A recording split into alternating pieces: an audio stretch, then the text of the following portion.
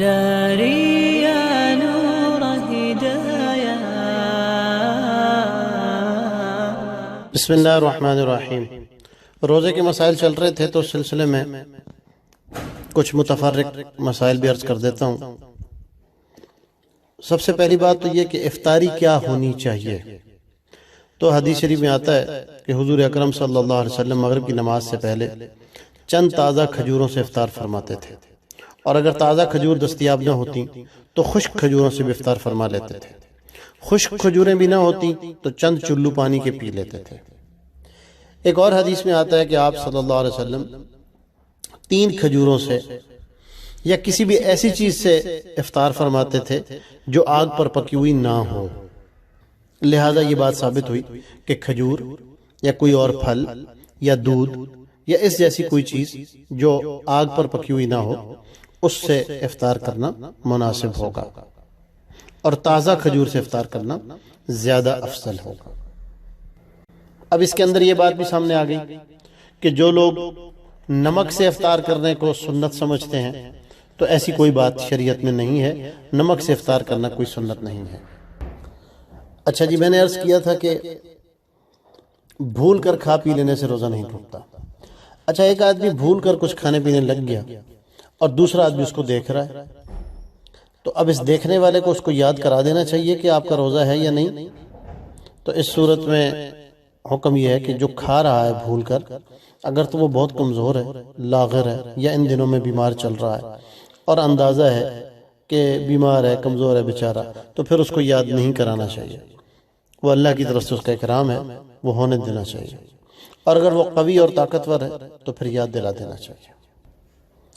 ایک آدمی ہوائی جہاز میں سفر کر رہا ہے اور اس نے روزہ رکھا ہوا ہے، تو اب وہ کس وقت افطار کرے؟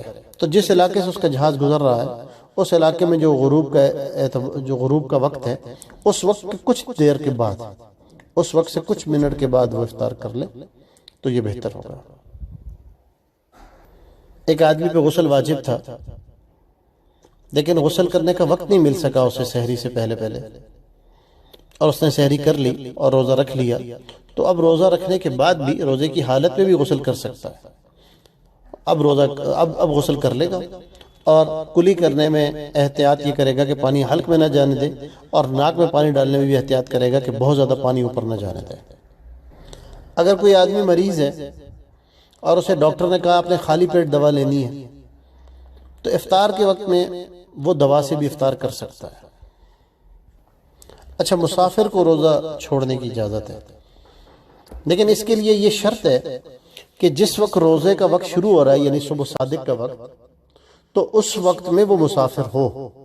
ایک آدمی نے صبح 8 بجے روزہ سفر شروع کرنا ہے، 8 بجے اس کا ارادہ ہے سفر پہ جانے کا، اور صبح صادق ہو رہی ہے 4 بجے، تو اب وہ روزہ نہیں چھوڑ سکتا کیونکہ اس وقت وہ مقیم ہے۔ ہاں، 8 بجے اس کا سفر کا ارادہ ہے۔ جو اس وقت 4 بجے کے وقت میں مسافر ہوگا صرف اس کو روزہ چھوڑنے کی اجازت ہوگی۔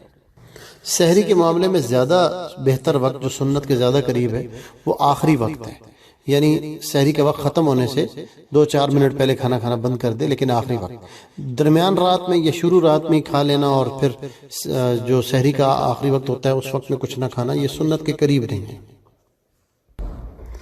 امتحان کی وجہ سے روزہ چھوڑنے کی اجازت نہیں، امتحان کی تیاری کی مشغولی کی وجہ سے روزہ چھوڑنے کی اجازت نہیں ہے۔ ایسے ہی کوئی سخت کام ہے، مزدوری کرتا ہے، سخت مشقت کے کام کرتا ہے، تب بھی اس کے لیے روزہ چھوڑنے کی اجازت نہیں ہے۔ روزے کی حالت میں حجامہ لگوانا جائز ہے، لیکن ضعف کا خوف ہو تو مکروہ ہے۔ جو روزے رمضان میں قضا ہو گئے، خواتین کے حیض کی وجہ سے یا کسی بیماری کی وجہ سے قضا ہو گئے، تو بعد میں یہ سب روزے اکٹھے رکھنا ضروری نہیں ہے۔ سردیوں کے ٹھنڈے دنوں میں، چھوٹے دنوں میں ایک ایک کر کے تھوڑے بیچ میں وقفے کر کے بھی رکھ سکتے ہیں۔ افطار میں زکوٰۃ کے پیسوں سے لوگوں کو افطار کرانا جائز نہیں، چاہے وہ افطار کرنے والے فقراء اور مساکین ہی کیوں نہ ہوں، تب بھی زکوٰۃ کے پیسوں سے افطار کرانا جائز نہیں۔ ہاں، افطاری کے لیے ان کو پیسے دے دینا یہ جائز ہے کہ وہ خود اس سے افطار کر لیں، تو یہ جائز ہے، لیکن خود دسترخوان بچھا کر اس پہ زکوٰۃ کے مال سے غریب لوگوں کو بھی کھلانا جائز نہیں۔ روزے کی حالت میں بیوی سے بوس و کنار جائز ہے، روزہ فاسد نہیں ہوگا، لیکن جوان آدمی کے لیے ایسا کرنا مکروہ ہے، کیونکہ ممکن ہے وہ خود پہ قابو نہ رکھ سکے اور رغبت بڑھ جائے اور اس کے لیے اس کی وجہ سے وہ ہم بستری تک پہنچ جائے۔ اگر کسی نے بوس و کنار کیا اور اسے انزال ہو گیا، بیوی کے اس سے صحبت ہم بستری نہیں کی بلکہ اسے انزال ہو گیا، باہری انزال ہو گیا، تو اس صورت میں روزہ فاسد ہو جائے گا، قضا رکھنی ہوگی، کفارہ البتہ لازم نہیں ہوگا۔ لیکن اگر ہم بستری بھی کر لی تو پھر کفارہ بھی لازم ہوگا، قضا بھی لازم ہوگی، کفارہ بھی لازم ہوگا، دونوں پر لازم ہوگا، اور دونوں کو الگ الگ سے کفارہ رکھنا ہوگا۔ اور کفارہ کیا ہے؟ 60 روزے مسلسل بلا ناغہ یہ رکھنے ہوں گے۔ ایک عورت نے روزہ رکھا ہوا تھا اور روزے کی حالت میں اس کو حیض شروع ہو گیا، تو وہ اس دن کا روزہ اس کا ٹوٹ گیا، اس کی قضا اس کو بعد میں رکھنی ہوگی، چاہے وہ حیض اس کو افطار سے 2 منٹ پہلے ہی کیوں نہ شروع ہوا ہو، تب بھی وہ روزہ ٹوٹ گیا اور اس روزے کی قضا بعد میں رکھنی ہوگی۔ اور اگر کسی عورت نے روزہ نہیں رکھا ہوا تھا، حیض میں تھی اور وہ پاک ہو گئی، تو پاک ہو گئی تب بھی دن میں اگر وہ پاک ہوئی تو چاہے وہ سحری کے وقت ختم ہونے کے 2 منٹ کے بعد بھی پاک ہو گئی ہو، تب بھی اس دن کا روزہ نہیں ہوا، اس دن کا روزہ اس کو بعد میں قضا رکھنا ہوگا۔ جو بچے بالغ ہو چکے ہوں،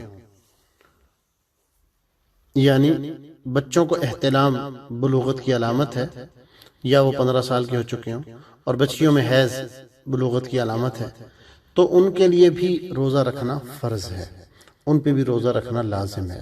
ایسے بچوں کو بھی ترغیب دے کر، پیار محبت سے سمجھا بجھا کر اور روزے کے فائدے بتا کر روزوں پر آمادہ کرنا چاہیے۔ ایک مسئلہ لوگ اکثر پوچھتے ہیں کہ روزے کی حالت میں ٹوتھ پیسٹ کرنے کا کیا حکم ہے؟ تو چونکہ اس میں حلق میں ٹوتھ پیسٹ کے اثرات جانے کا خدشہ ہے، اس شک کی وجہ سے یہ مکروہ ہے، پسندیدہ عمل نہیں۔ اگر حلق میں چلے گئے تو روزہ فاسد ہو جائے گا، نہ گئے تو روزہ نہیں ٹوٹے گا، لیکن احتیاطاً روزے کی حالت میں پیسٹ نہیں کرنا چاہیے، صرف برش کر لینا چاہیے۔ ہاں، صبح کا جو پہلا سحری کرنے کے بعد اگر ٹوتھ پیسٹ کرنا ہے تو وہ پھر صبح صادق کا وقت شروع ہونے سے پہلے کر لیا جائے، یعنی سحری کا وقت ختم ہونے سے پہلے کر لیا جائے۔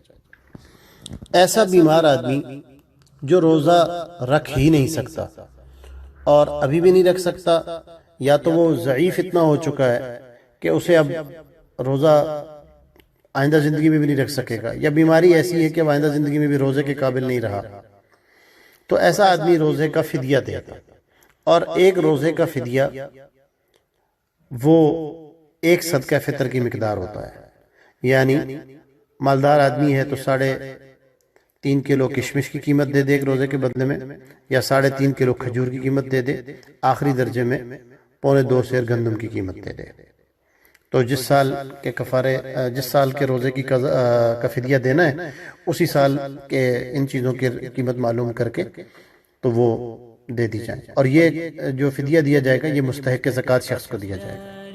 اچھا، اس میں ایک مسئلہ یہ سمجھنا ضروری ہے کہ فدیہ تبھی دیا جائے گا جب فدیہ واجب ہو جائے گا، اور فدیہ واجب کب ہوگا؟ جب اس کے اوپر وہ روزہ گزر جائے گا۔ تو اگر ابھی رمضان شروع ہی نہیں ہوا اور وہ رمضان شروع سے پہلے ہی فدیہ دے رہا ہے تو یہ فدیہ دینا فدیہ نہیں بنے گا، یہ نفلی صدقہ ہوگا۔ فدیہ اس کے اوپر تبھی واجب ہوگا جب وہ روزے گزر جائیں گے، تو یا کم از کم جو روزہ گزر چکا ہوگا اس روزے کا فدیہ اگر وہ دینا چاہے تو دے سکتا ہے۔ اگر سارے رمضان کا فدیہ اکٹھے دینا چاہتا ہے تو سارے رمضان کے گزرنے کا انتظار کرے، یا جو روزے گزر چکے ہوں، مثلا 5 روزے گزر گئے تو 5 روزوں کا فدیہ دے دے، 12 روزے گزر گئے تو 12 روزوں کا فدیہ دے دے۔ لیکن رمضان شروع ہی نہیں ہوا اور پہلے فدیہ دینا چاہے تو پہلے فدیہ دینا چاہے۔ جیسے نماز کا وقت داخل ہی نہ ہوا ہو اور آدمی پہلے ہی نماز پڑھ لے تو نماز نہیں ہوگی، ایسے ہی ابھی اس کے اوپر وہ روزہ آیا ہی نہیں تو اس کا فدیہ پہلے ہی دے دے گا تو وہ ادا نہیں ہوگا۔ ذكر جناني وبها البهجة عنواني يحيا فيها الإنسان لرضا رب